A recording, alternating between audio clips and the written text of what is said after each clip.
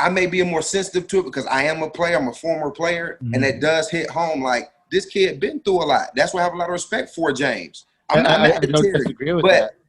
I think he handled it the best way a hurt individual can handle it. He Just did for his me, best for him. I think when you call your coach a boy on national television, Did he deserve it? Nate, but you don't know that, Nate. No, but just like listen, I got an interview about Doug Whaley.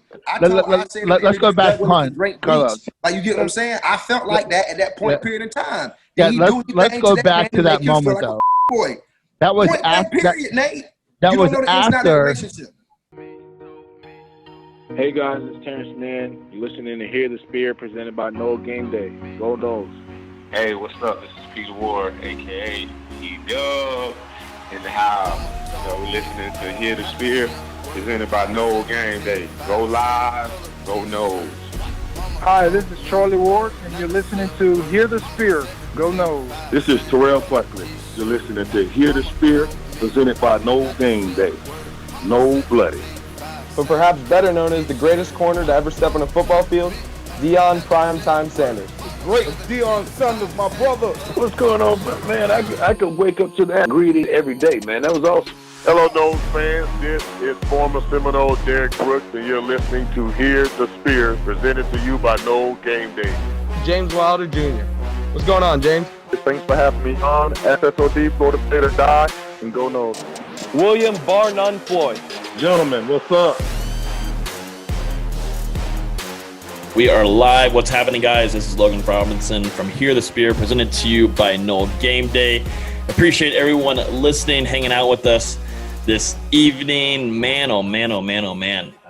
We did an instant reaction to Florida State's loss against Pittsburgh right after the game on Saturday evening. You guys can go check that out. We gave our raw takes on that, so we've had a little bit of time to think about it, but just not even a close game there in Doak Campbell Stadium. But we're here. We're enjoying the week. Basketball is coming up soon. We still got some football to talk about, transfers, guys opting out, big-time player actually leaving the program. And we'll discuss more because on our side of things, we expect more transfers to happen. But before we jump into everything, let me introduce our usual co-host. We got everybody coming in. Dustin will be here in a few minutes, but up here with me, Nate Greer, our lead recruiting insider. He's had a busy week. Austin Veazey has also had a very busy week. Basketball is nearing, so he's our lead basketball writer. He's going to start kicking up stuff here really soon, and already is. And then Karlos Williams, 2013 national champion, no big deal. Got the rings to prove it. But what's going on, gentlemen? What's up, fellas? Watching some Thursday night football. That's the thing with recording. I got to start putting on a screen over here so I can watch. I don't get to see it. I don't get to watch it like I usually do. My DraftKings is going to fall apart. Nate, is the mic going to be good for you up there? Are we feeling good about this mic? No, we're not feeling good about Nate's mic. Can you hear me? Kind of. We can kind of hear you. Well, can you hear me now? Tiny bit. Maybe try to work with that other headset for the time being, maybe for at least the time being. Dustin's going to be joining us here in just a little bit. He is simping to his lady. So meanwhile, though, he's tweeting while we're live, though. So that's interesting how that works. He can't get in here. Oh, there he is. But yeah, how's y'all's week so far? How'd y'all's weekend go? My weeks are going really well to start off because the Steelers are still undefeated, and I'm feeling amazing. I'm feeling phenomenal. Until that COVID comes in. Now we can hear you. Shut up and shut up. Yeah. But yeah, how's y'all's week going? Week's been smooth. I mean, work slowed down because of the rain, but we'll start back up on Monday, so I got an extended weekend. Okay.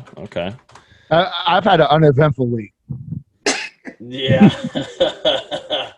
Yeah. You've had nothing that's really happened, right? Nobody's after you. Nobody's coming to run hands with you on Twitter, right? No. I heard you were trying for a boxing match. Yeah, no one trying to scrap. Give them old push-ups, man. I got you. Yeah, y'all made a bet, right? What was the bet? Notre Dame beat Clemson by 7 and not 3. I'm old push-ups. You got it. Memory like an elephant, Nate. Nate, when do you want to do those push-ups? When my back starts flaring up. He got back spasm. Hey, do you have a little violin? Nah, man. You have a little violin you can play? Yeah. I got that, I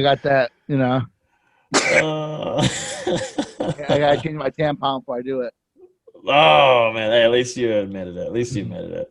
But yeah, on that Girls on Game Day podcast. Hey, shout out to the ladies, man. Looking at their numbers right now, they are rolling. We got to get them on here for a guest here in a few weeks. But if you haven't yet, go check out Girls on Game Day. They just released their podcast on Wednesday. They have a new one coming out tomorrow. They're grinding, man, and they have a lot of guests coming up. I think hopefully Freddie Stevenson's going to be their first guest on the 3rd episode, but they're killing it. Check it out, Girls on Game Day on all podcast platforms. But for this one, we get to talk about some really fun stuff. Florida State football. Who's excited? I am so Absolutely excited. No one.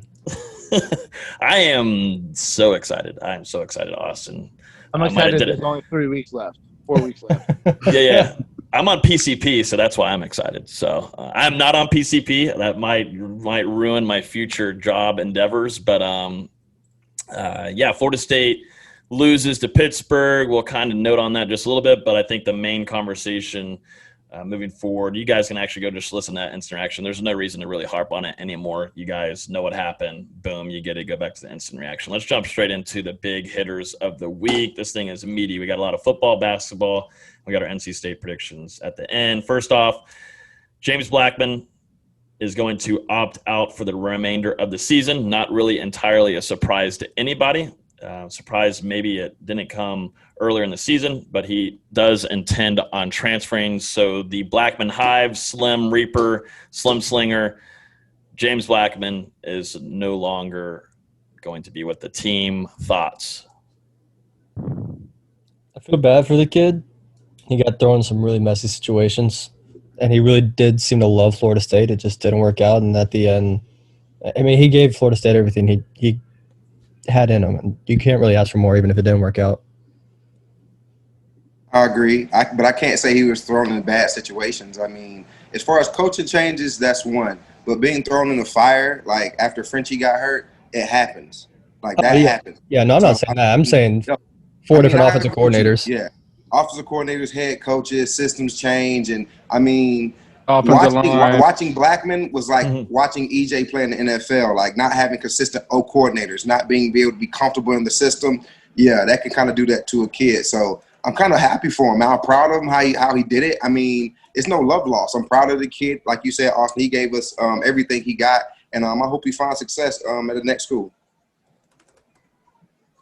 I don't think he's ever meant to be a 32-game at Florida State player. Sometimes it happens where it just doesn't work out. No, good luck to him, but it needed to happen just in order for the constant who's going to be the quarterback. I don't care what anyone says. I'm sure Sit-on Sutherland wanted to go in, but at the same time, they can move forward. That's the only thing positive I'll say. Yeah, like you guys said, it really felt like James Blackman gave it his all at Florida State. He worked extremely hard on and off the field. And Nate, you just said it. Sometimes it just doesn't work out. And I mean, that's what happened with James. He was a great leader on the team, guy with a lot of character. And I'll definitely be rooting for him at his next stop. Yeah, no, I hope he gets. And I'm kind of with Los. I'm really happy for him because I want him to go get an opportunity and get really just a fresh start. I wonder what it's going to feel like if he were to go to a program that has had a coach for years, offensive coordinator, average offensive line. Like, I'd like to see him actually get a nice, solid new feeling at a university and actually get a lot of playing time where he can become successful. So I know on my end of things, and all of us at No Game Day plan on rooting for him because he really was on that sideline and on the field too, definitely this year. But man, he had to deal with some terrible, terrible offensive line play, man, getting blasted back to back to back by Clemson's defensive line. I mean, that was just the highlight. What ESPN would run all throughout his time at Florida State was immediately him getting absolutely wrecked by defensive linemen. But this man would get back up and continue to play. And that's something Florida State has had a good trend on, of keeping these quarterbacks out there and wanting to continue to drive and fight through injuries. But he most certainly played very hard during his career at Florida State, and I wish him the best and wherever he goes. But he's no longer with the program at Florida State University. Up next, got a lot to go here. This was kind of a shocker a little bit. Maybe not to some, but Tamarion Terry, Florida State star wide receiver, is now leaving the program at Florida State University. He's going to focus on recovering from injury. It is not yet confirmed from his camp on what he intends to do, if he intends to transfer to another college or if he's going to go to get ready for the NFL side of things and draft combine. But he will no longer be with Florida State University after that game against Pittsburgh. Thoughts on that one? I think it would be dumb for him to go somewhere else. Take your draft grade. If healthy, he's someone that can go to a combine and blow up a combine and improve his draft grade. But I would not understand why he would continue on and go in the NFL next year as a 24-year-old rookie. I think, he has enough good tape that a good combine, those two would match themselves. I just don't think that he would benefit from being in college another year.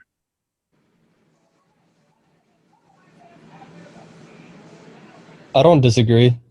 I think at this point, just take your draft grade and run with it. And now looking back, he probably wishes he'd taken that draft grade and ran with it last year instead of sticking around for 4 games. Yeah, like you guys said, it's not only about him recovering from his injury, it's also just taking that next step mentally, because it feels like he's clashed with a couple coaching staffs now, and we've had so much conflict since the beginning of the season in regards to Tamarion and Marvin Wilson and some of the other veterans. So I guess this is the best move for him now, but I also question the optics of this move. I mean, what are NFL teams going to say to Tamarion Terry at the Combine when they ask him about why he left Florida State with 4 weeks left in the season? And I mean, Marvin Wilson, who we're going to get to, he's out as well, but he's elected to remain with the program. So, I mean, Tamarion Terry could have sat out, rehabbed, and still stayed at Florida State, but he took it to that extra step of also leaving the program as well. So you could tell that he's pretty disgruntled with how everything ended up turning out this season. You do wonder if it's true of him not showing up for practice and kind of not really saying that he was done. If that's the way he went out, I hate to say I wouldn't be surprised. And that's going to be the red flags that, as Dustin kind of just said, that will turn off NFL teams.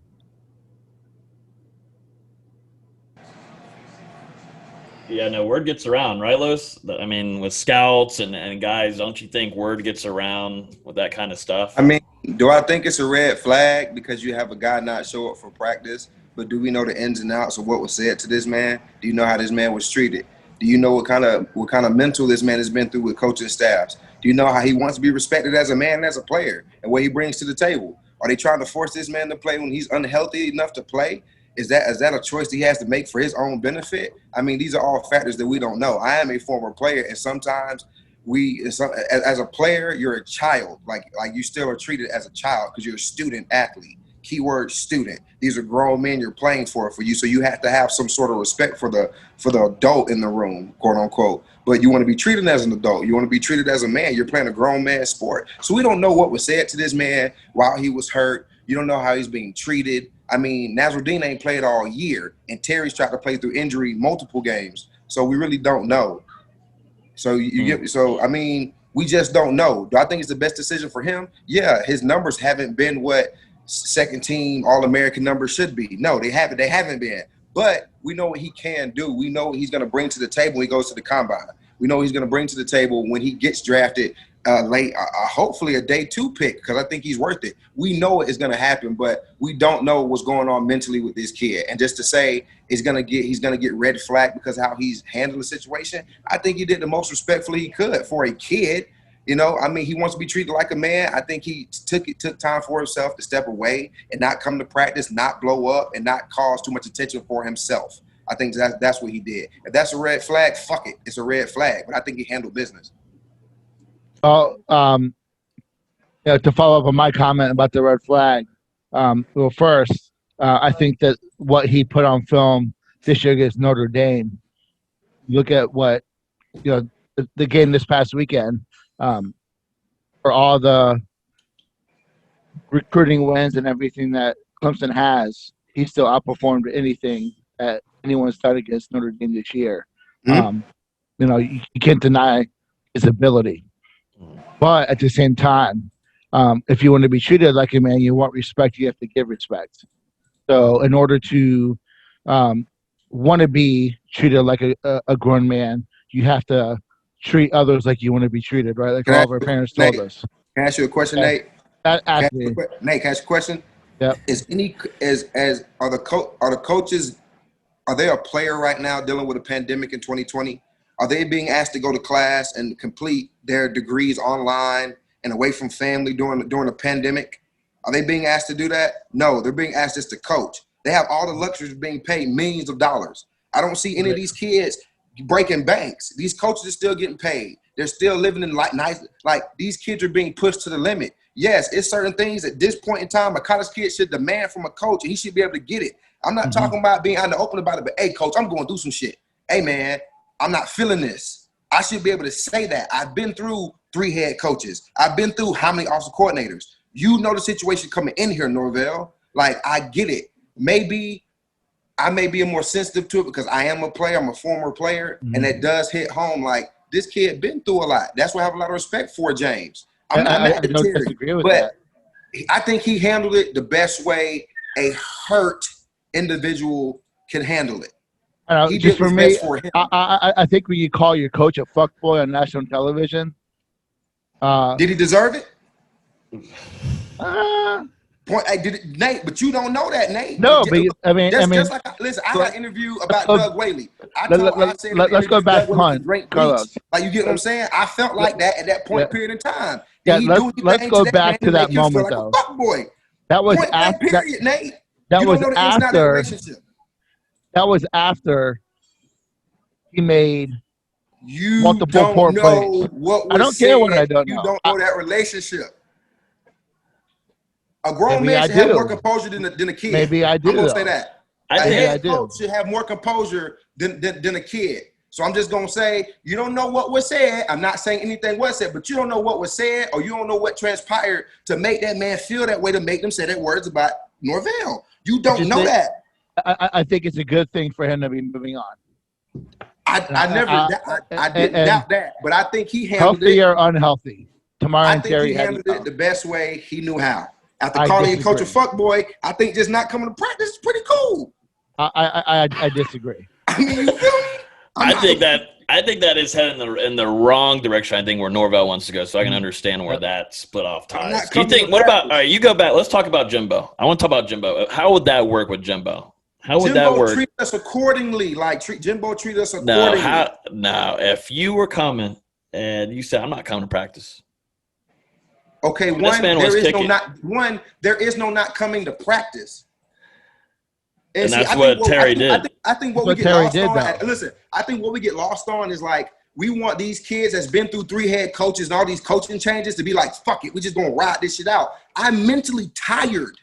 I'm mentally drained of years of BS and changes and changes and changes. I'm seeing Miami change within the system. I'm seeing Florida change within the system. I'm seeing Bama never change. I'm seeing LSU not changing. I'm seeing these big universities stay consistent with internal changes. We're changing head coaches every other year. We just had a coach come in here and not win a fuck for us. I'm mentally drained. We don't know what these kids are mentally going through, but we expect them to go through and do so much. I can't sit here and blame them for it. But Jimbo, we're not coming to practice. Jimbo not doing that. But we're not also going through a pandemic. We're like, it's different. Time is a lot different. Their mental capacity is a lot different. We had a consistent coach. Like, we had consistent offense, consistent defense. Like, know what I'm saying? We knew what we were going into.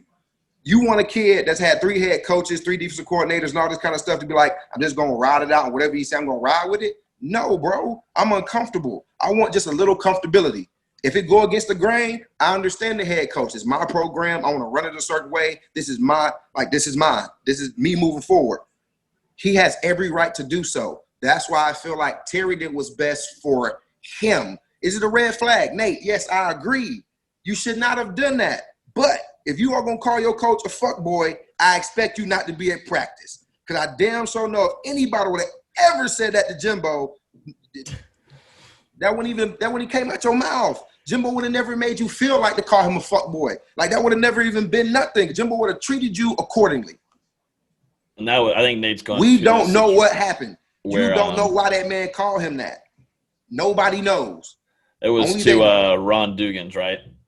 Wide receiver coach. Yeah. Yep. So not to Norvell, but it was to Dugans, which that's another conversation once the season ends on who is still going to be expected. Dugans was here last year. Yep. No. He's been his coach for 2 years in a row. So I don't buy that argument. I just completely disagree. That just shows for me, I don't expect these players to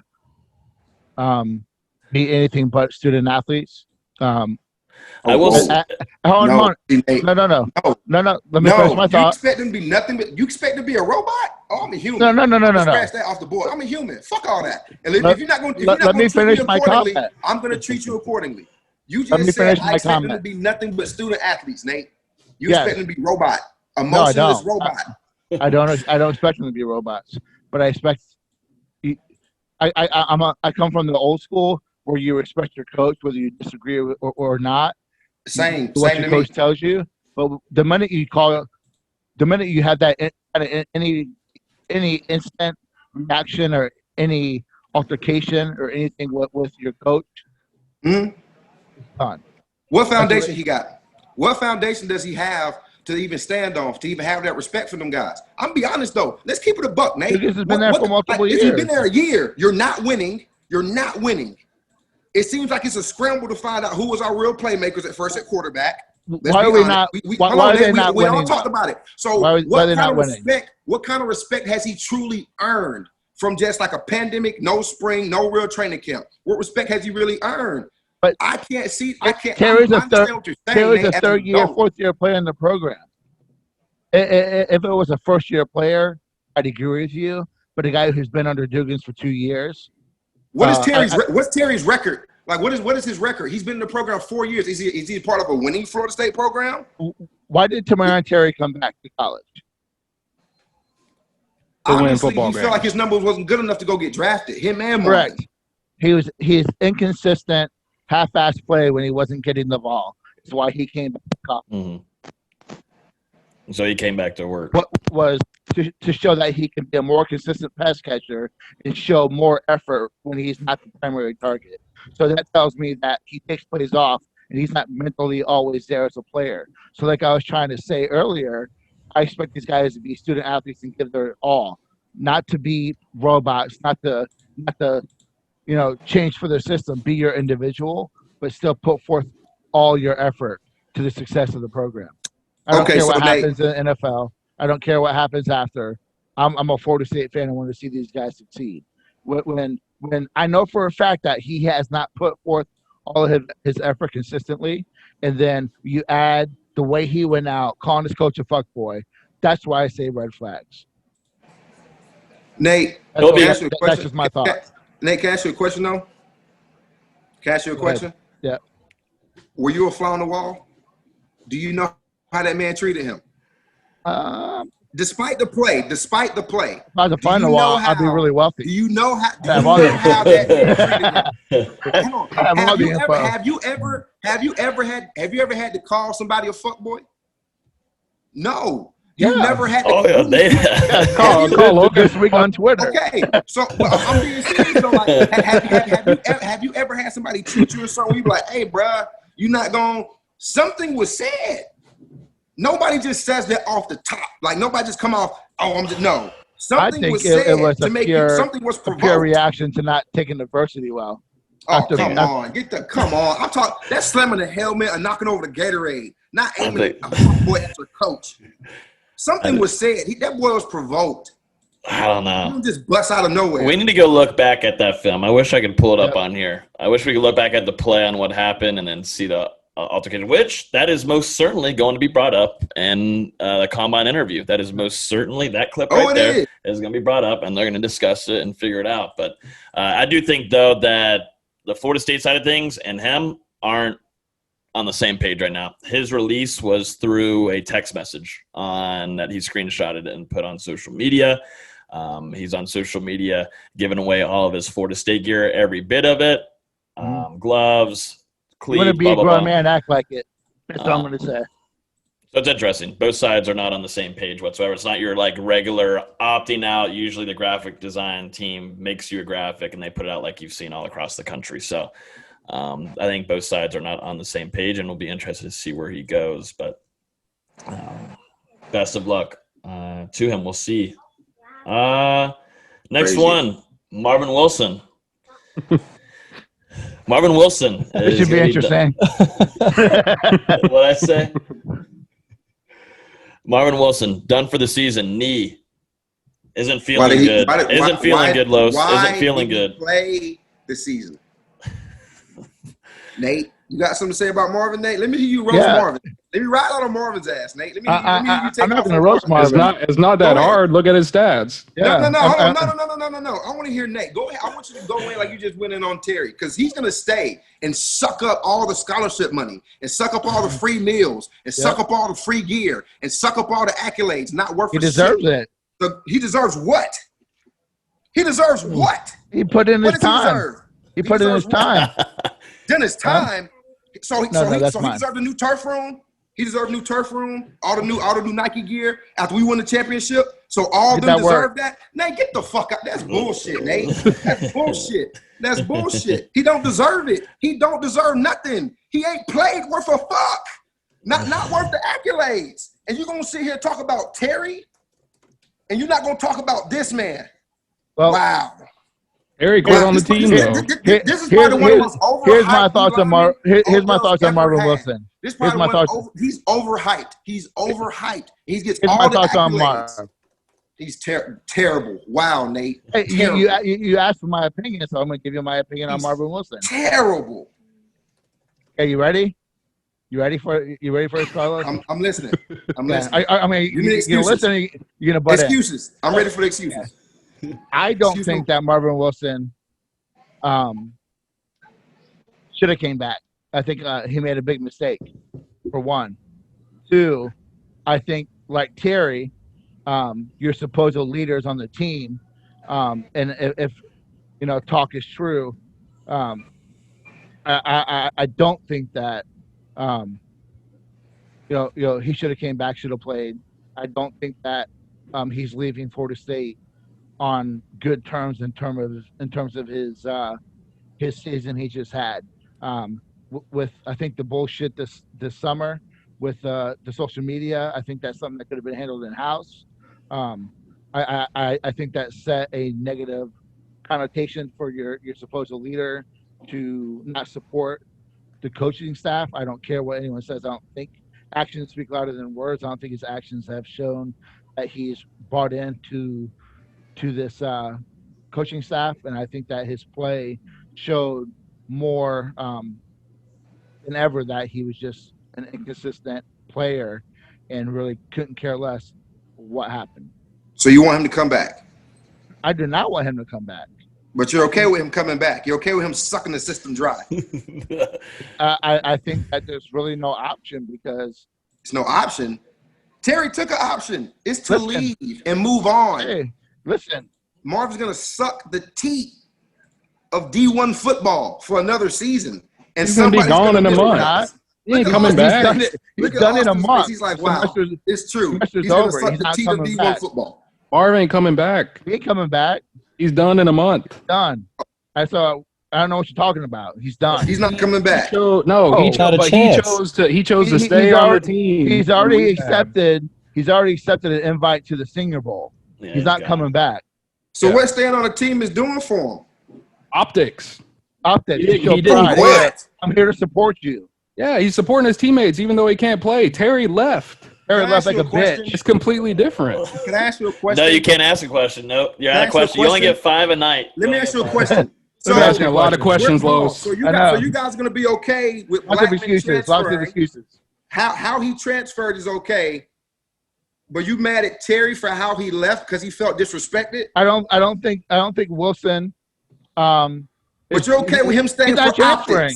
optics? He's leaving because of a knee injury, supposed, and he's already made his intentions known that he's going to the Senior Bowl. Have you guys? To the draft. I don't think Tamarion.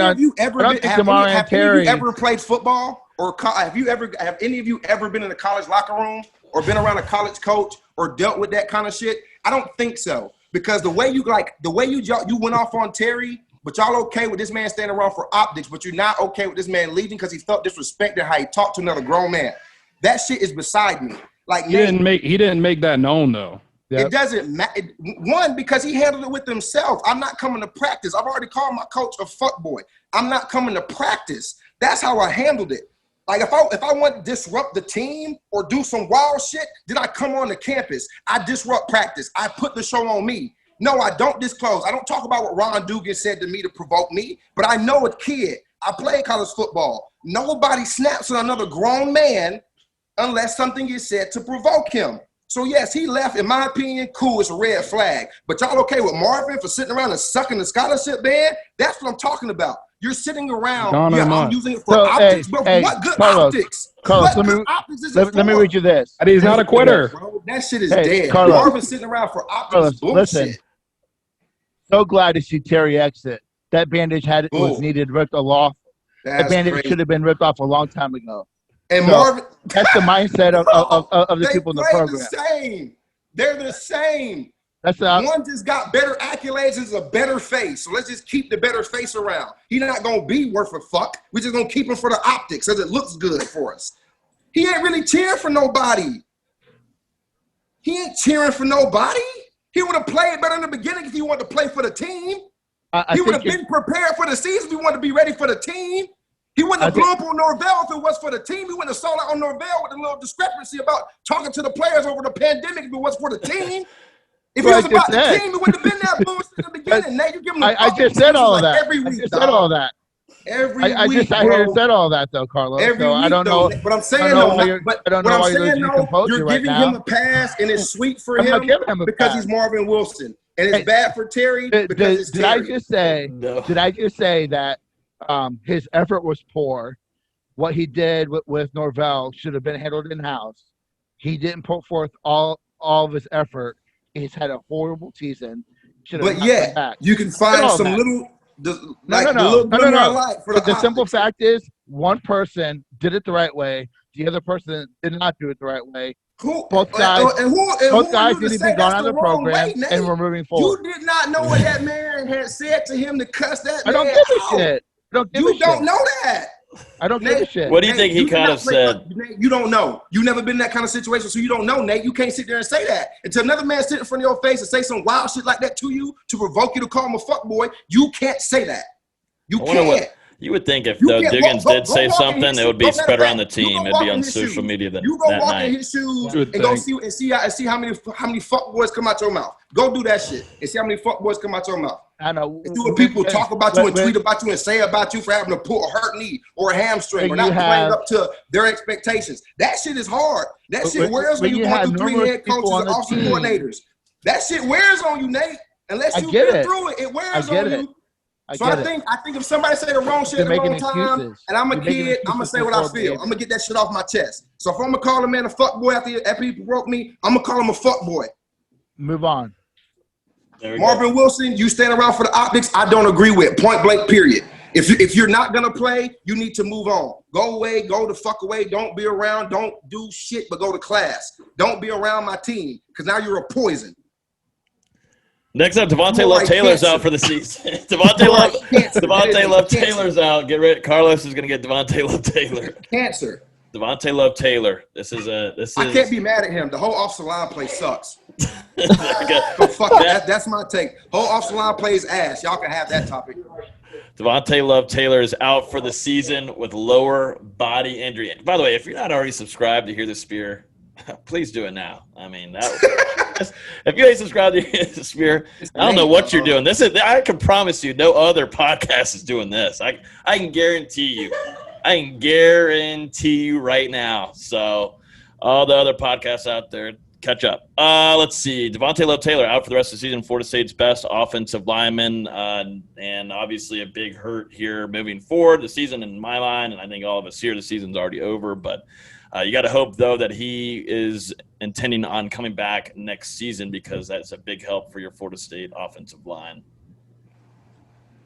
He was the only good one out there. I hope he comes back. Yeah, he played well this season. Obviously, it shows whenever he's down on the field in the next couple of drives, it's hard to have offensive rhythm, which sucks, and that's what the case is. But Florida State really struggles with having offensive rhythm whenever he's not out there. Let's see. So Devontae Love Taylor, any comments on that, Dustin? Man, it was clear after he went down against Pittsburgh that the Florida State offensive line just couldn't handle Pittsburgh's front seven. He's been the best and the most consistent player on that entire offensive line throughout the season. So I really think we're going to see this unit probably regress a little bit over these final 4 games without him in the lineup at left tackle. But then again, I mean, it's another challenge for Alex Atkins, who I think has proved a lot this season with the way that offensive line has performed. And, you know, I bet he's excited to see some of the other guys that are going to step into Love Taylor's place and how they can perform. So we'll see what happens. I agree with D-Lou. I think it's another opportunity for a young guy to get in there and get some reps. I mean, we do have a couple games left. We do got to play Clemson. So, I mean, it's going to be some good quality reps. But having him in there, I mean, like when I played with Stork was that guy. We call it like poetry in motion. Like when you run the stretch or you run the zone, everybody's steps got to be on key. You guys talked about like the Florida offense when he's not in there. Maybe he's that flow guy. Maybe he's that guy that gets the energy going, like with a little couple words right for the ball snap before they break the huddle, you know? So, I mean, it's going to be exciting to see who steps up and who takes on that role. And I think over the next couple games, we'll be able to see who defines that role for the offensive line. Louisville transfer from over the offseason, defensive end Jarrett Jackson gets his waiver cleared. It looks like he's going to have a lot of playing time this weekend with a struggling defensive line with guys in and out and dealing with injuries. And obviously Marvin Wilson's out, which we really didn't talk about Marvin Wilson yet tonight. But Jarrett Jackson's going to be cleared for game time on Saturday. And we talked about this. What the hell took so long? It's November. I don't know what took so long for that to happen. Lordy, that poor guy, but now he finally gets to play. I know me and Nate were talking about it in the production meeting, but Florida State really needs some defensive end play both now and then on the recruiting trail moving forward. Hopefully it gets J-Rob the hell out of there. Please give him J-Rob's reps, please. Okay, can I – listen. He's around you can't ask the question. He's around the ball. He just can't make the play. He's around the ball because he's 6'6". Like when you watch the film, the eye in the sky don't lie. The NFL scouts be like, damn, this kid's around the ball. But yeah, this kid's around the ball, but damn, like he just a fingertip from make a play. Oh, I mean, know what it is though? Honestly, I think that's dog. I mean, I play with some great defensive ends. I think it's just the edge. I mean, Tank Carradine was a transfer and came in behind B. Jenkins and Bjorn Warner. I mean, he had to come in and play ball so every snap he got. I think Robinson kind of got an easy way in there and starting. He's been there, for 3 years now? He's a 3-year starter. So, I mean, we just kind of want to see a little bit more edge. He always close to making the play. He just don't make the play. I believe he is now a defensive tackle, Jackson. So I think you're right. I think he got moved inside. I think that's where you see him play now. I get my glasses. I mean, he's up to 295. but he's a massive kid. He's 6'6". Big boy. I think with Wilson gone and Durden out, I think that Fabian Lovett has continued to improve week over week. I think that getting Briggs back has been extremely beneficial. Briggs has put on some pounds too. Game. He's up at 280, 285, so he's a welcome addition. I think that Jackson will come in and be a depth guy. At 295, I can't see him playing end anymore. I think he's definitely a D tackle, probably a 3 technique for Florida State. But J-Rob, time to go. Former wide receiver DJ Matthews has found his next destination. He's going to be transferring to Indiana. Thoughts on that, everybody? Cool. Who cares? Whoa, come on. Come on. See? Basketball season's coming up, Karlos. He's already 90% That's what Austin into said that all night, low-key. He says that every week. All right, Karlos, let me ask you a question. Oh, God. No. Oh, please. We're countering questions. Here we go. What are your thoughts on DJ Matthews? One, just I never think I don't think he ever found a dominant role at Florida State. He never found his we don't know what he does well, honestly. I know he's fast, but how do we utilize his speed? Like Kermit was a kick returner and a jet sweep guy. Like we used Kermit. I got out on a toss sweep, he took a touchdown. I mean, we knew what he could do. We just knew he was fast. We never knew how to use the fast, I feel like. I mean, that I've never seen that before. He played a lot of games, but never seen him take off. Like I've seen Keith Gavin run faster. I've seen DJ Matthews. Do you think it's a loss for him to transfer out of FSU? No, I think he needs more film. I think he has to touch the field. I think he has to go to Indiana and be like, I want to return kicks and punts and run fast. Like, help me show I can run fast and catch balls deep. Like, I mean, he's just never shown anything. Last time I really seen him play consistent football was watching his high school highlight tapes. I think he needs more film. So do you think that he is just not a good college player? Because he hasn't progressed. I think he hasn't been developed. Can I give you a prime example? Y'all remember LaMarcus Brutus? Mm-hmm. Good. Yep. Came in the recruiting class with us. Everybody thought LaMarcus was a bust, like he didn't belong. He found the right system. When Coach Pruitt came in, when Coach Kelly took over, he found the niche. He was a 2-year starter for Florida State. Mm-hmm. He got developed. DJ never got developed here. I think it could, maybe this is off the road here, but I think an exact opposite example of that is Nick Wasom, who came in under Stoops, played well under Stoops, and then when Pruitt came in, he disappeared. So I witnessed that. I was there for this. I was DB at the time. But Nate, I also disappeared around the same time when Pruitt got here, and I moved to different side of the ball. So that option ain't for everybody, Nate. I thought you should have been a running back the whole time, but nonetheless. Nate, but with that, I do agree with you though. Waste play, but also we play a lot of 2-man. Mm-hmm. Yeah, a lot of 2-man. Completely different scheme and defense. So, like I said, Brutus got developed. So DJ Matthews been in 3 different offenses. He never got a chance to develop. I think he came in for a different offense, and while I'm not the biggest DJ Matthews fan, I'm interested to see him play under. If he stays there, if their offensive or their wide receiver coach stays there, and if their head coach stays there, which you don't know if they continue to have success, that some schools tries to grab them. We'll see how he does under maybe a better environment and some more accountability. That's what I'm hoping for. That's what I'm hoping for. Every kid, honestly, when I see kids transfer out, I could only hope that they find stability. Because I understand the transfer, I get it, but like you got to go find some place with stability. Like we talked about it. You want to find a coach that's been there for a while, that's set like a foundation, that has a history for him, owns like itself, And a lot of kids want to go find that. They don't have that when they come to Florida State right now. They don't feel that. So I understand a lot of kids wanting to leave. Next topic here. This is a good one here. Nate's list. Viral list, Nate. This list that went out. Dustin's already trying to get out of the pod. He's texting me. He's trying to get out of the podcast. He was late, but he's trying to get out. By the way, he's texting me. Unreal, Dustin. Unreal. I actually have been requested to leave. So my wife already just asked me to go. And I feel like Nate mad at me anyway. Dustin's not married yet, though. He doesn't have the ring. Are you mad at me, Nate? Nah. This is a great conversation, fellas. I love that. That's a good conversation. But yeah, Nate's list. I mean, you're wrong, but anyway. Everybody's wrong on a podcast. Oh yeah, right. We're all just waxing poetic, really. Yeah.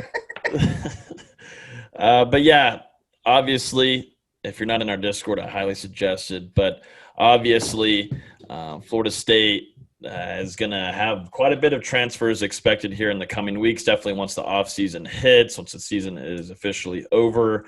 And Nate was hearing things, and he released a list, and it turned out to a really good time on Twitter, Nate. I really enjoyed that day. I mean, that was fun. I think reading comprehension needs to be addressed for people.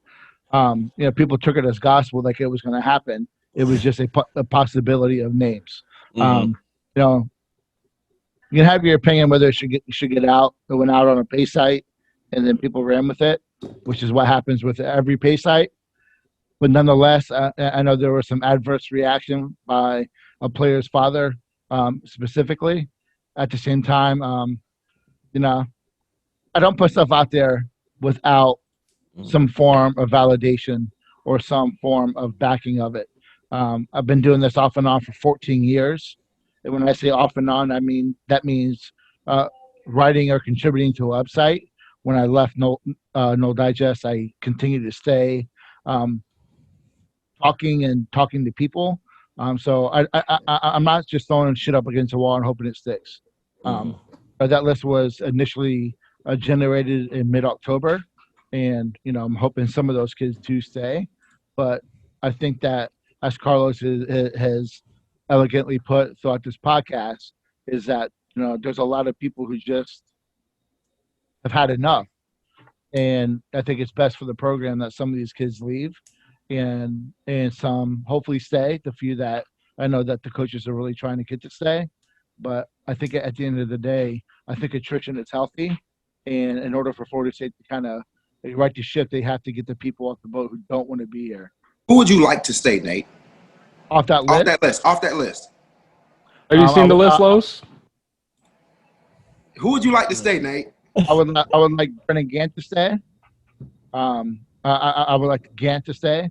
Okay. I would like. I think that he has a role in the defense. He's from Polk County, so I want him to stay. Yep. I like I think that for one reason why he was talked about was lack of playing time, and I think that's starting to change. I think he has a role in the defense. I think that he has a mentality that this team needs. I would like Robert Cooper to stay. I think that he is really. I think he's a good player. He's next up. I feel like he's next up. I don't think he's hit his potential yet. If he can, drop a few more pounds, I think that he's definitely someone that can, that has a future in the NFL. I would like Akeem Dent to stay. I think that for him it's been a little bit of health issues. I don't think he's healthy. I think that ankle's still bothering him. Otherwise, I'm okay with what happens after everything else. Yeah. What about my guy Corey Durden? Nate, are you married? Yeah, I'm married, 2 kids, man. Yeah. Okay. Yeah. You understand this? I got to get off. My wife say I got to get off now. So you understand this? Y'all other boys understand this? Hey, I love y'all boys. Dustin's, y'all go listeners. Trust me, I understand. Here to Spear, brought to you by No's Game Day. I am 2013 National Championship. Karlos Williams. I'm out of here. You left out all your energy. You left out all your energy earlier against Nate. You left all your energy out. Now we know you can only go 2 rounds. Now I know you can. I don't know about you, but you see Nate stop talking to his wife about them headphones real quick. I gotta go. Say it again. What was that? Oh my goodness! Hey Nate, he couldn't What, last more than 2 rounds. 2 rounds with you. That's all he could last for. hey man, It's hard to go more rounds like that. But yeah, I'm with Nate. I can go all night, man. I can go all night, man. We told you he was training for a fight. Just I don't say anything without proof. Yeah. So that was the list. Obviously, was a big thing on Twitter. So time will do the telling. That's what I like. That's what I'm going to keep going. But let the time do the telling. But I'm with Nate in a lot of this. I would like a majority of these guys to stay, and nobody wants players to lose scholarships, all this kind of thing. But right now, Florida State is in a interesting spot, very, very interesting spot, where you are going to see most likely a mass overhaul on players deciding to leave, and some that want to stick under Norvell. And the major part of those are younger guys. A nugget us as Florida State fans, I say us, we're all Florida State fans, have to make the decision whether it's attrition or not. In order for this team to move forward, it has to happen. There's guys on that list that aren't necessarily for the team, and for Norvell to right the ship, for things to get fixed, you have to have 100% buy-in. Not everyone on that list is bought into what Norvell is trying to do.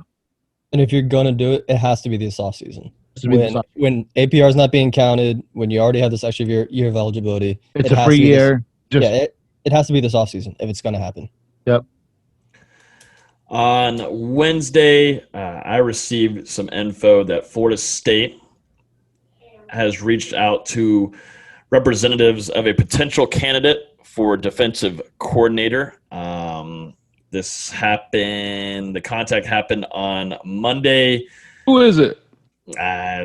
Can't say. What's their name start with? You were all of Discord and Twitter yesterday, or mainly Discord yesterday. Bill Belichick, guys. Okay. Yeah, Bill Belichick. Bill Belichick. Keep that. You can cite us on that too, please. Please do that. Yes. He's got to go. Patriots are doo-doo this year, so he's got to find somewhere else to go. So keep an eye on Bill Belichick. But seriously, this happened on Monday. I'm told that it's very, very, very, very, very, very early in this whole situation going on. Norvell allowed the contact to happen. He kind of had a neutral side on it. He wasn't against it, nor was he really for it. But this was a push from the admin and boosters. So there is some little nugget news to hit the podcast waves for you guys. As always, you can jump into our Discord and receive that kind of news days before it comes onto the podcast. So let's see here. What else is last? The last one. I feel like I've been through a boxing match, but we're on the last topic of football here, at least for the quick hitters. NCAA's new recruiting update, and obviously Nate has a pretty big take on this too, and you have a little bit more info on it, Nate. So, they pushed back the dead period to April 15th of 2021, which I think is completely unfair for these kids, for both 2021 class and for the start of the 2022 cycle. And it's a massive blow to what any new coach and new coaching staff, and you look at Florida State, what they need to do in order to fill their class, in order with any opportunity to flip recruits, to show what Florida State has to offer on a visit. You can only show so much on a virtual visit. And I know it's a hot topic among podcasts and chat sites and Twitter about Norvell as a recruiter, but you have to legitimately take into effect how hard Florida State's been hit with this no visit and with COVID. It's been said by multiple high-level recruits that Norvell is extremely impressive on the visits, and his presentation is top flight, top notch. And let me just remind people what Florida State was able to get on campus before COVID hit.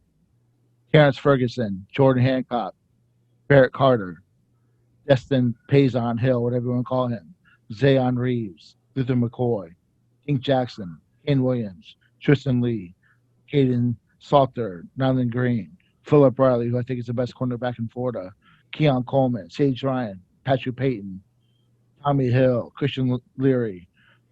Terry Arnold visited multiple times and was slated to visit multiple times. Luke Altmaier visited, supposed to visit multiple times. These are all kids who visited or were slated to visit. So I'm going to hold off on the indictment of Norvell not being a recruiter and knowing that he's had to deal with COVID. It's going to be very interesting how this class finishes up in 2021 and how it starts, because that means no junior day for these coaching staffs moving into 2022. So I think it is going to be very interesting 2 to 3 years on the road what the transfer portal looks like, because you're going to have a lot of kids going to a school they've never visited and are just going to on a whim. So what do you think this benefits more? Like, which kind of schools does it benefit more? More successful ones that are doing good right now? It's going to benefit the Clemsons, the Bamas, the Ohio States, the ones that have had a consistent coaching staff and have little to no turnover, and those that have showed ability to win. So when you are in a change mode like Florida State is, you have to sell. You have to show what you can sell. And, Florida State hasn't shown that on the field. We can all agree with that. But you can still sell the vision. And it's very hard to get that done when you aren't face-to-face. Calls and all that stuff, it's just different. The vibe is different when you're not in person. Mm-hmm. Yeah, and I completely agree. I mean, that list of names you just read off, that some of those guys are, ranked in the tops in the country. Yep. Yeah, 5 stars, high tier 4 stars. And, it was 8 months ago, but like you said, Nate, people are just kind of forgetting what this staff was doing prior to everything shutting down. And I think, we don't know when we're going to get back to that point when they start allowing visits and things like that again. But you mentioned Norvell's detail. I think him and the rest of the staff are extremely detailed. I mean, we saw that on the junior days. It seemed like they were really starting to build that recruiting momentum before this whole thing happened. And then obviously the start of the season and how that's kind of been a disappointment. But in the future, after this COVID thing, I think Norvell and his staff will have some success on the recruiting trail, because this year is just, it's not like any other year that we've ever covered before. Austin, we're on the football thread here in Discord, and someone asked, who is the ginger-looking dude at the bottom left? Ginger. Austin VZ. The McDonald's employee. Here we go. Oh my God. I didn't say it, Austin. But no, I've told myself we're toning that down because Austin wrote 4,000 words on basketball. We need Austin during basketball season. We need Austin because this is the good team in the program right now. FSU soccer. FSU soccer is rolling too. But FSU soccer too. Yeah, but obviously basketball is the big limelight of the year. So my McDonald's jokes they're going to slim down. I don't think they're going to disappear. But they need to retire. They need to retire. I might opt out. But watch out. Don't call me a fuckboy, though. Don't call me that. It'd be better for optics if you just opted out. It might be.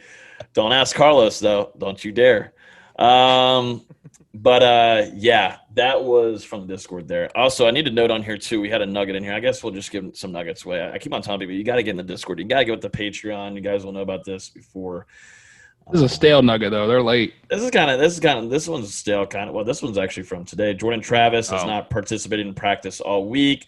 Trevor Purdy is expected to be the starter on Saturday night. Also, Corey Durden will not be with the team in Raleigh on Saturday night. Seems to be a sickness there. That is in our Discord. You guys get to know about that. The Discord people get to know about that days and if not hours in advance before podcasts. So definitely go sign up there, patreon.com/NoleGameDay. Let's jump into some basketball before we give our Florida State versus NC State predictions. Austin, I'm looking forward to it. I think every day I'm just itching to it. We're getting with our design team soon, and we're going to have our preseason basketball meeting to get ready for what should be a really fun season. Scottie Barnes hype is going everywhere. Also, the NBA draft is coming coming up with Patrick Williams, Devin Vassell. I mean, I feel like something's swaying in my body. Like I'm starting to turn a little bit. I mean, it's hard not to with Florida State in the football program right now, but I'm starting to turn a little bit towards Leonard Hamilton. Like I'm just feeling it. And especially with all the news coming out, we've gotten all the preseason stuff. The schedule came out this week. Yeah. It feels good. It's here. Yeah, it's November. It's basketball season. We're here. You're back. Y'all are back out on Twitter. I mean, all the Twitter heads that are coming around for basketball season are bright. They're back out of their igloo. Welcome back to FSU Twitter. But yeah, Austin, give us the rundown. Yeah, we're officially 15 days out from Florida State basketball season. The schedule came out on Tuesday, and Florida State will open the season against Gardner-Webb on Friday, November 27th. And then they get UNF before hitting Indiana and Florida. Then you have one more non-conference game against UCF, and then straight conference. Straight conference the rest of the way, 25 games. And Florida State's schedule looks so good. They got so lucky with their schedule. You get both Duke and Virginia at home. Only have to play them once. North Carolina is the only really good team you played twice. You play Louisville on the road 2 games after you play North Carolina at home. But other than that, there's no brutal stretches. Like, even when you play Virginia, it's the second game of a 3-game homestand. When you play North Carolina, you get 4 days to prepare for it on the road. It's a really, really great schedule. Florida State really couldn't have asked for anything better. You like that schedule, D-Lou? I love it. But Austin, I don't want to take over from your thoughts, but are you holding your microphone? I am. I like holding my microphone. I don't know why. Interesting. No, it's gone up though. You could tell that basketball season like really here because he used to have it down here, but like, I've never seen it before. It's never been that close to his face. No, I've done it the last few times. It looks. No, I've seen it. It's just. You're just capping at this point. Yeah. I'm not very observant. Yeah, I'll admit that. Yeah. No comment, but it does look like he's having an ice cream cone. Like he looks like a happy kid right now. Like his energy has risen a lot. But no, I love the schedule, man. I mean, Florida State I think has a lot of advantages, and like you said for the Virginia game, what is it? 3? How many home games before then? It's a 3-game homestand. It's the second game, and the 2 games surrounding it are Wake Forest and Virginia Tech. Who? Yeah. Spoiler alert to my ACC preview. I have 2 of the 5 worst teams in the conference. So. Oh, okay. Interesting. Okay. They get to play some of the green team against Wake Forest, get to prepare for Virginia. I think it's going to work out. I think it's going to work out really well. What do you think is that the hardest game on the schedule right there? I think at North Carolina. I think North Carolina's much improved this season. Like a bounce back year? It's not like last season where you have Cole Anthony, a whole bunch of scrubs. They got, I think, 5 5-stars coming in, or 4 5-stars coming into that lineup. They're going to be really good. And we've always had really bad luck playing in the Dean Dome. Going back forever. I think that's a tough game. Home against Virginia is going to be a very tough game. I think Sam Hauser brings a lot to that Virginia lineup. Putting him in place of Mamadi Diakite, he opens up so much for that offense where he can pick and pop all day long from that offense, and it's dangerous. And then, obviously Duke's tough. That voice crack. Yeah, I'm tired, man. You're grinding. You've been grinding. Let me ask you a question, Austin. What is one game on Florida State's schedule where you could see them being upset by a lesser talented team, maybe on the road somewhere? At Georgia Tech, January 30th. I think Georgia Tech super slept on. A lot of people don't realize they finished 5th in the conference last year. They just started off slow because of injuries, and they bring back almost everybody. If Georgia Tech stays healthy, they've got a really weird defense that very, very rarely can someone score against. Very rarely do you see someone score more than 60 points against Georgia Tech. If we go into that game, we can't hit outside shots. Yeah, you could absolutely drop that game. Same thing with at Miami, late in February. I think Miami's much improved. They had a transfer from Cincinnati who was sitting out last year. He's been in the system a year. That's another game you could see dropping. But we saw what happened last year. Yeah, I think Florida State's too well coached at this point. There's a lot of guys that are familiar with this system at this point. So unless they just severely lack focus in a game, I don't see them dropping very many games that they're not supposed to. Scottie Barnes, I trust. Scottie Barnes, we trust. Absolutely. He's never taken a shot in college, but we trust him. That's the thing. Like, you're not going to see like those usual upsets. Like at Virginia Tech, 4 Virginia Tech starters are 6'4" and shorter. Like, you're not going to lose to a team like that. No. Yeah, I saw in your article, Virginia Tech starting power forward is 6'4". Their starting lineup is 6'1", 6 foot, 6'2", 6'4", and 6'9". Good Lord, all over the place. Yeah. Florida State's point guard is 6'9". When your point guard's the same height as your Insane. center, it's a bad game. We need the graphic team this year, the creative team, to come up with like a graphic of just skyscrapers, I think, for the first game. I think it'd just be funny. And then, to start the season, Florida State's going to be 21st in the AP poll. A little bit lower than I think Florida State's. I think they're at the point where they should be respected enough to be better than 21st. But at least Louisville wasn't in the top 25. I was expecting them to be like top 15 just because the media loves Louisville for whatever stupid reason. So to see us 21st and them not being it was kind of it was a meeting ground. Mm-hmm. Yeah, I agree. And I guess I pretty much agree with the ranking, sitting there at 21, especially due to the losses of Trent Forrest, Devin Vassell, and Patrick Williams, who were huge for this team a season ago. So to me, 21, around that range, it kind of makes sense because I think, college basketball wants Florida State to prove that they can do it again without those three guys. So, but people said that the year before when we lost Terrence Mann and Phil Kofer and Fiondu Kabengele, and then we bounced back with a better year than ever. So I think at this point Florida State they've obviously gotten some respect to be top 25 already, losing the best player in modern program history, in my opinion, in Trent Forrest, and losing two, we'll get into it later, lottery picks with Devin Vassell and Patrick Williams. So I like I said, like you said, I get it. And on the other hand, I think 18 would have been about right. And I think at the end of the season they'll be in the Sweet 16 again. I'm not the basketball guy that Austin is, but I just think that the system is there now. Now he's adding top flight pieces. So, I think that the next couple of years could be special for Florida State basketball. And not just adding top flight pieces, adding top flight pieces that fit the system. Mm-hmm. It's not like Florida where you're just picking out 5-stars and throwing them against the wall. Mm-hmm. And you're getting guys that perfectly fit the system that are going to make the system even better than what it already is. Hashtag extend Mike White always. Extend Mike White. I'm forever Mike White. Kind of joke about, in Barnes we trust, but, the guy plays defense. He can shoot. For me, I just think that it's a better Ben Simmons in terms of all around game. So I'm excited to see him. Yeah, they're very comparable. Obviously, Scottie isn't as scared to shoot, but I think Ben's a little bit better around the rim. That's not a knock on Barnes' game around the rim at all. I think he's phenomenal there, but Ben's one of the best in the NBA at it for a reason. Yep. It's gonna be interesting to watch. Like you said, Carolina. I think last year was an anomaly. And, Duke's going to be Duke, and Virginia, I think you have 4 teams that are going to be ultra competitive when they all play each other. Yeah, I agree. The only reason I think Virginia wins the conference is because their schedule's a breeze. The teams they played twice, I don't have in front of me. I'd have to look at my article again. But I think the toughest team they played twice is Louisville, and I think Louisville's trash this year. Then after that, it's like Wake Forest, Virginia Tech, Notre Dame. There's a whole bunch of bad teams. They don't have to play any of Florida State, Duke, North Carolina twice. Speaking of Scottie Barnes, though, he was named to preseason All-ACC first team and was preseason freshman of the year. The accolades have just been coming in all off-season for him. He was named to the Cousy list as well, which is the preseason point guard list.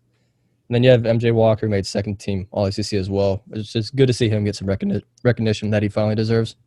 Love it. Sign me up. MJ was good. He was really good last year. People always talk about his inconsistencies, but in conference play, he got like 39.4% from 3. That's phenomenal. And you're expecting, because you've been around the program and you've been around him and players that he's played with, but do you see him kind of turn of being a true big-time leader like Trent Forrest was? Like, who is going to be that guy? Is it going to be Walker you're expecting? I think it has to be. I mean, we heard it in the Patrick Williams interview when he talked about it after the Pitt game, where all they talked about was, this is our year, this is when we're going to go for it, and then they lose to Pitt, and MJ's the one saying, hey, we were saying this is our year, and here we are losing to Pitt. What are we doing? Mm-hmm. So yeah. I think he's taken that next step as a leader, and I think he's going to take that next step as an all-around player too this upcoming season, where they're going to need him to. can we transfer, the transfer portal or anything? Does it work inside of one program where at one sport, basketball can go to football and like those kind of leaders can go to that locker room? Is there has that become available yet? Let me know when that happens. Because it feels like that kind of leadership would do kind of well in the Moore Center, but that's just me. I mean, a lot of it comes from up top when you've had Hamilton, Jones, and CY there forever. Mm-hmm. And then you have Smith, who was with CY before they came to Florida State. So there's so much familiarity with the staff. It starts with up top, and they do so much team bonding and team chemistry exercises that it goes a long way. I mean, in the moment, you're like, really, we're doing this again? But when you look back at it over a whole season, it really makes an impact when you have this many team bonding exercises like I know they do. Mm-hmm. Continuing with the busy week for Florida State, they signed the number 2 class for early signing day, getting all of their commits to sign: Jalen Worley, Matthew Cleveland, John Butler, and Naheem McLeod. Worley was kind of a late surprise. Going into early signing day, he was saying he was going to wait till spring. He wants to see the campus. And then on signing day, it comes out. He says he's going to sign, which I think is huge for Florida State. You get those 4 guys locked in heading into next season, and you evaluate your options after the season. Which of these seniors that were going to leave now have this extra year are going to stay? It gives them a lot of options moving forward. Yeah, no, that was big. I think a lot of us were shocked by that Worley news, and you guys can go listen back to our interview with him, and he was great and talked about how focused he is and how much he is in contact with Leonard Hamilton. But that was definitely a good shock to most of us whenever the news came out. Yeah, a very pleasant surprise for Florida State on early signing day. Mm-hmm. And the one decommit they had, Bryce McGowan's, I think he's announcing tomorrow between Nebraska and Georgia. At this point, it doesn't really matter. But I think everyone's expecting him to go to Nebraska. Play with his brother. Yep. Chose corn over winning. Sucks. Corn.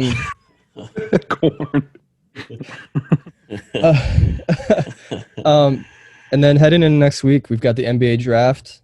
Devin Vassell, Patrick Williams, a lot of information's been coming out about them. If you've been in the Discord, I said it a month ago that Patrick Williams had a guarantee from a top 10 team. I just didn't want to say which team it was at the time because a lot of people wouldn't have believed it.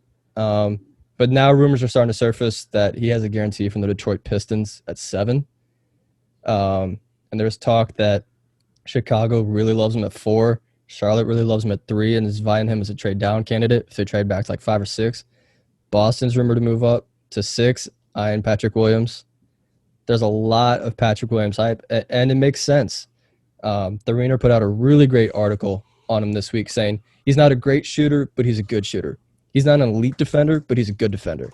He's good at so many things, and him still being so young and having such a great NBA-ready frame that you can develop that.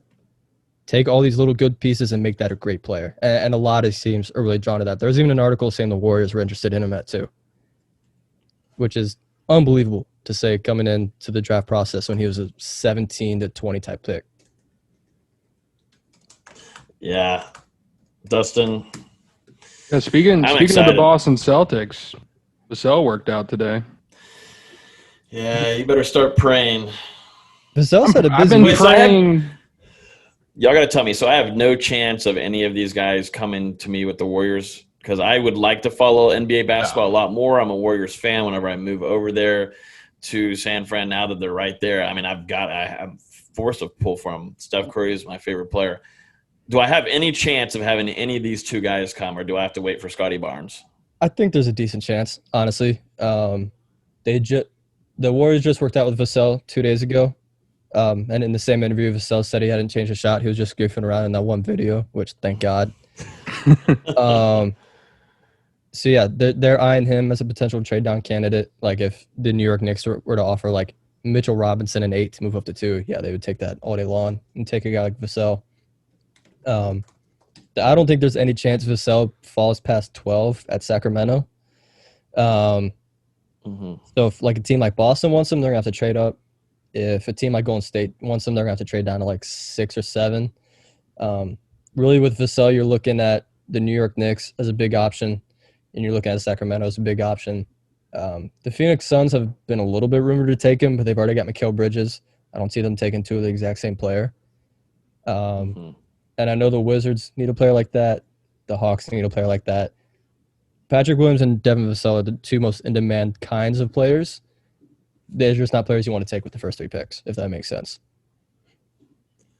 And to your point, Austin, I know it doesn't mean much, but SB Nation held their mock draft today, and Devin Vassell went 8 overall to the New York Knicks. So, yeah, and there's so many NBA draft podcasts and people that have sources. Going back to Patrick Williams, they said the Patrick Williams draft is going to start at 4 with Chicago, and it's going to be over by 7. Everyone's firmly expecting him to be within picks 4 and 7, whether that be a trade, whether it be one of those 4 teams there. But he's not falling past 7, which is unbelievable to say, considering where we ended the season. Interesting.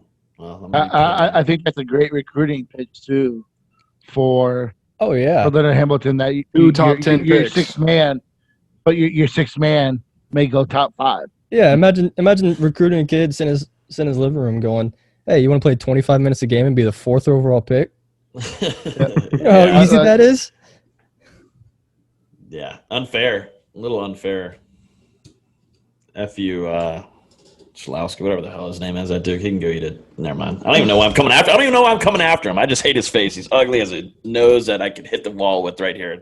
He's just so ugly, and I don't like him. I don't know why I came after him. I just thought I'd say something to him because he can F off. Keep going. Awesome. My bad. And then to round out basketball, someone reached out on Twitter wanting to ask a question for the podcast. And we kind of talked about it earlier. But he says, since this year doesn't count towards eligibility and it's a free year, would a guy like MJ Walker come back, being that he's a 5-star but would have an NBA market? He's up in the air. It really depends how he plays this season.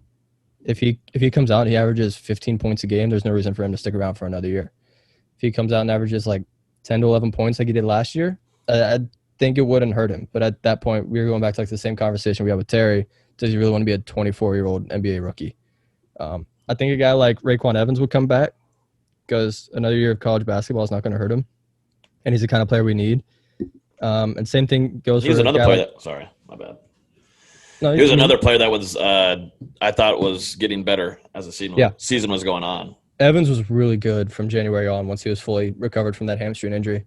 Mm-hmm. And then same thing goes for a guy like Tanner Ngom, who's, he's technically a senior, but another year of college development with a guy like Stan Jones, who's one of the best big men developers in college basketball, is not going to hurt him. I love it. Sign me up. Is that the Twitter question? Yeah, that was my Twitter question. Beautiful.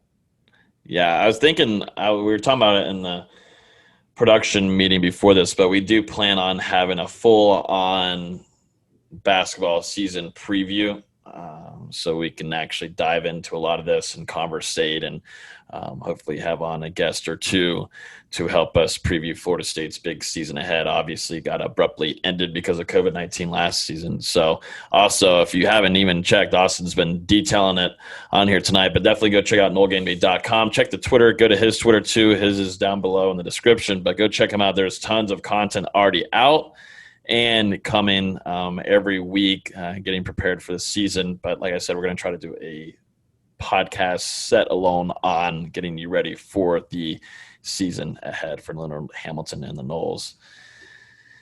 Well, let's jump into it here. Karlos should have given us his score prediction. He should have given it during like that whole Marvin Wilson and Tamarion Terry segment. I think that would have been a good time to throw it in there, but we'll ask him what that's going to be. Florida State obviously is going to NC State at 7:30 p.m. 7:30 p.m. Oh God, I went there when I was little and went to a game there, and it was so terrible. I hate their fans. Their fan base is terrible. I said this after we played basketball there. You went to that 2012 game, didn't you? I think I went like the 1-2 years before it, actually. I think. Yeah, it was 2 years before it. But they're still maybe I did. Maybe they won and rally in 2010, I want to say. Yeah. I don't know. I just remember walking out. No, they didn't. Yeah, they didn't. Christian Ponder fumbled. I forgot about that. Yeah. What were you saying, Austin? I said this after the basketball game this past season. For being consistently the third best team in the state, their fans are way too arrogant. They're the worst. Yeah, they're annoying. They're just mean. I just remember being little and they're the Miami fans of North Carolina. Yeah. Except like at least Miami won games in the 80s. NC State doesn't even have that. What do they have? They had that one tournament run. In what, 83? Well, you said Miami was winning in the 80s? Yeah, but Phillip Rivers. Even Miami won a national championship in 2001. NC State's been crap for 35 years. They have Phillip Rivers. Who? And his 18 kids. Ooh. Yeah. Oh, man. Y'all see Phillip Rivers falling, trying to, like, turn his body to tackle that pick six guy this last Sunday? Absolutely hilarious watching him fall down. Just somehow falls on his back trying to tackle somebody. Like, how do you do that?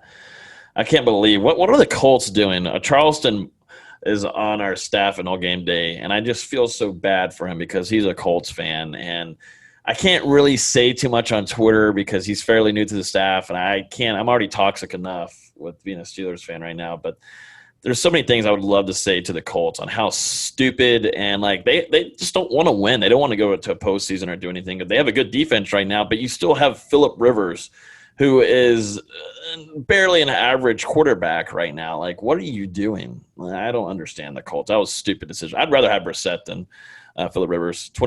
Sign me up. Put money down. I mean, they both played at NC State. Yeah, but speaking of NFL, we didn't even touch on Dalvin Cook this week.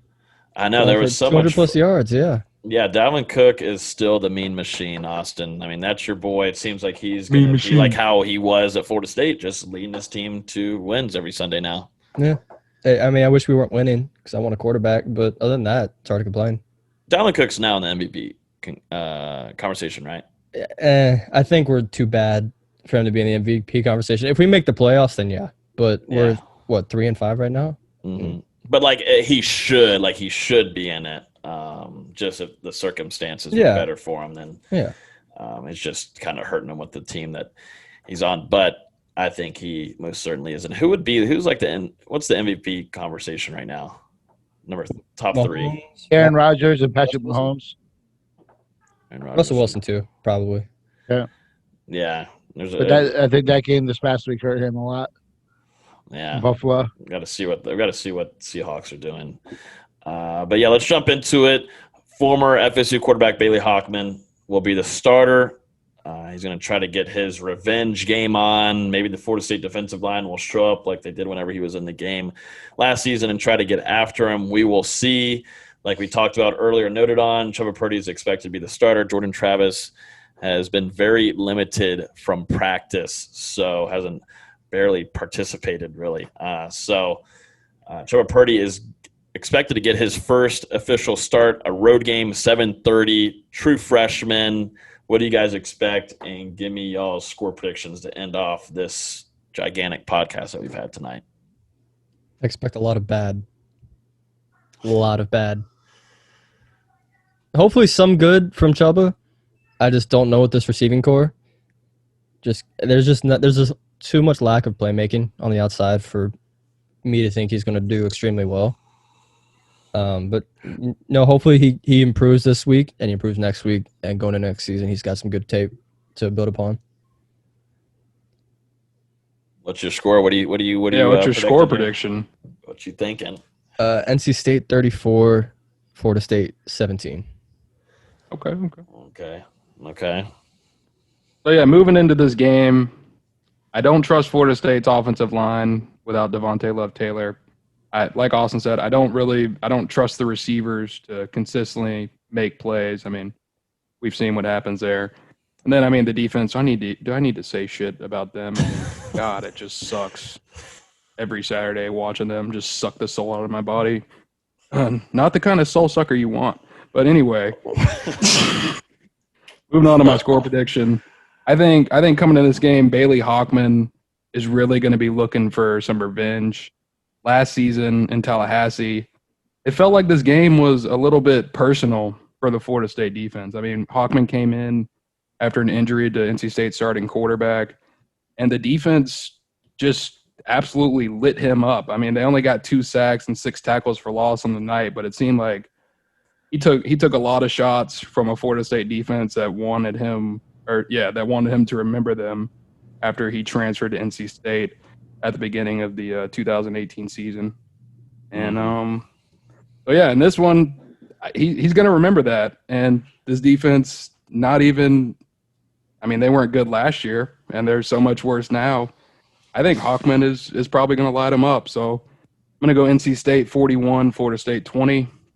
Another blowout loss for the Seminoles, and a 3-game losing streak for the first time since 2018. So nice to hear. I just hate that. So now, all right, 0-2 for all of us here on the show. Nate, go ahead. So for Florida State to win, going in with a true freshman quarterback, I think they what they've done the past few weeks, abandoning the run. I think they need to go full on, run 60 times a game. North Carolina State is really, really bad at stopping the run. So if they can somehow get some ability to move the ball up front without Love Taylor, that game completely flipped on Florida State when he went out against a Pitt team that is, Steve from Unconquered Talk put out on Twitter. The Pitt rush defense this year is the 5th best rush defense of any team since 2012.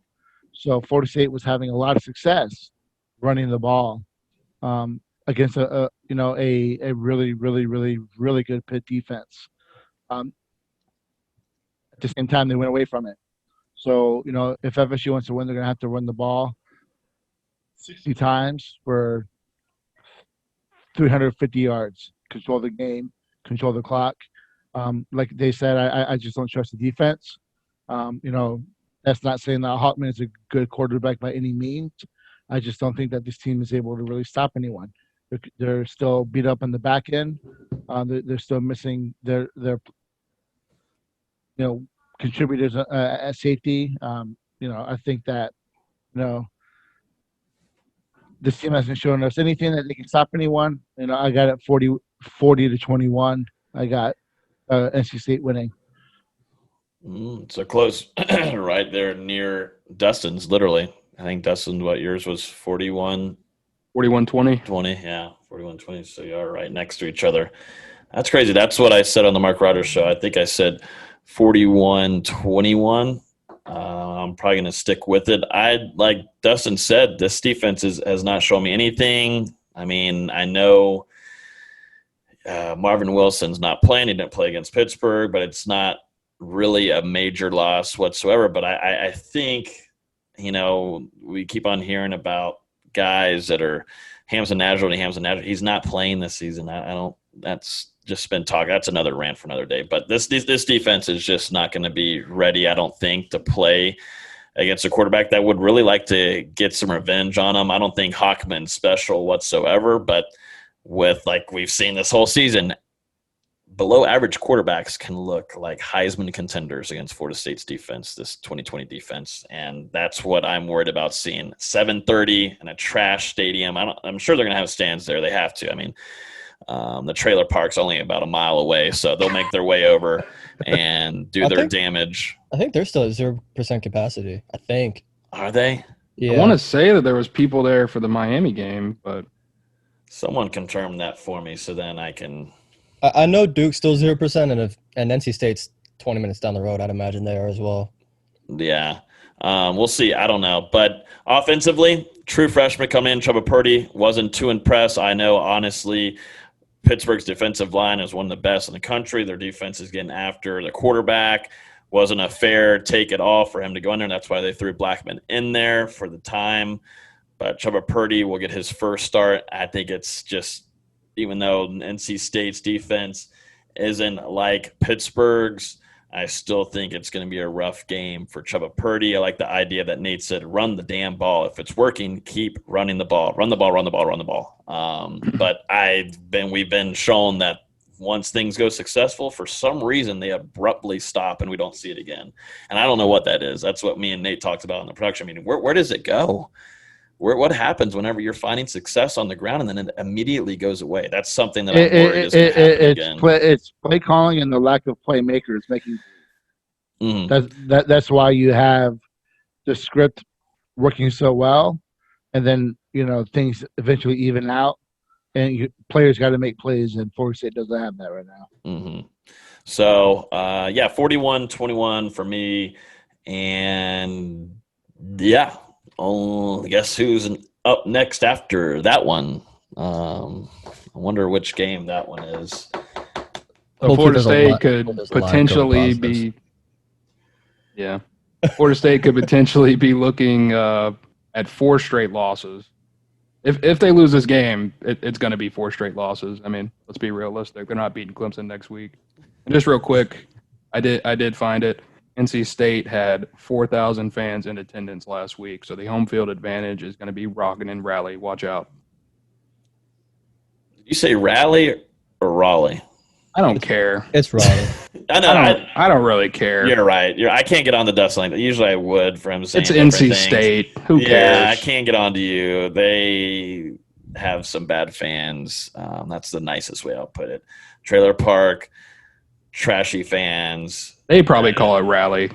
They probably do with their accents. I lived in North Carolina for like 5.5 years.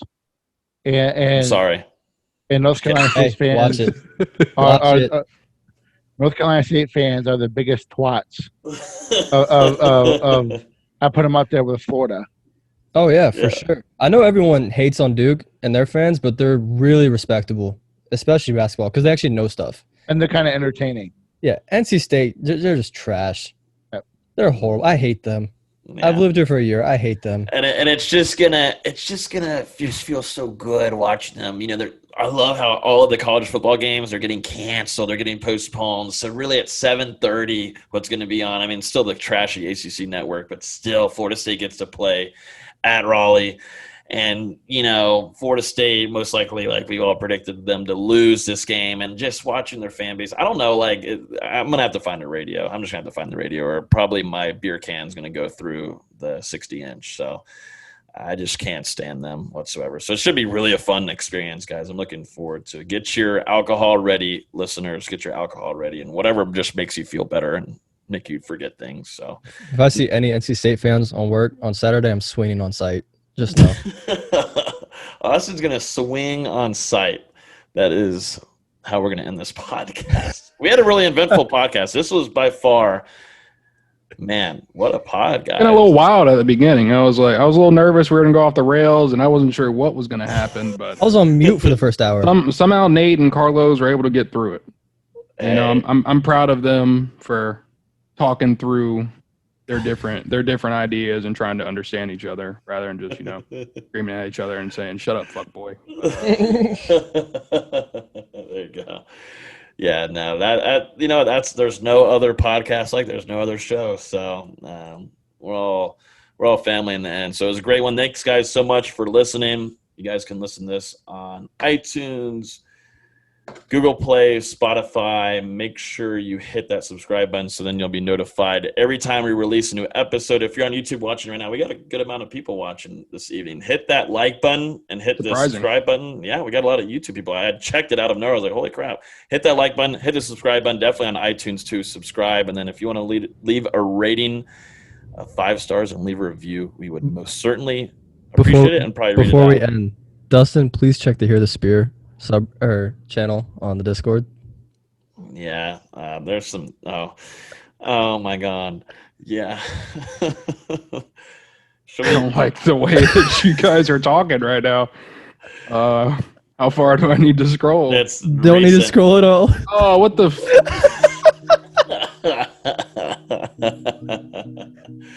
Oh man, yeah. If you're not in the Discord yet, DM one of us. We'll get you in there. You got to get in there. But yes, thank you guys so much for listening. This is us signing off. We will be there for the instant reaction between Florida State versus NC State. Enjoy y'all's weekend. Go Steelers.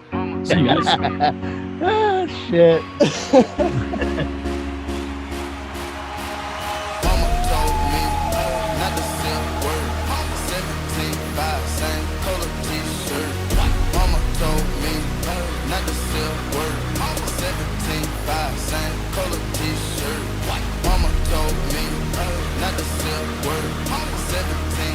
Same color t-shirt. Mama told me not to sell word.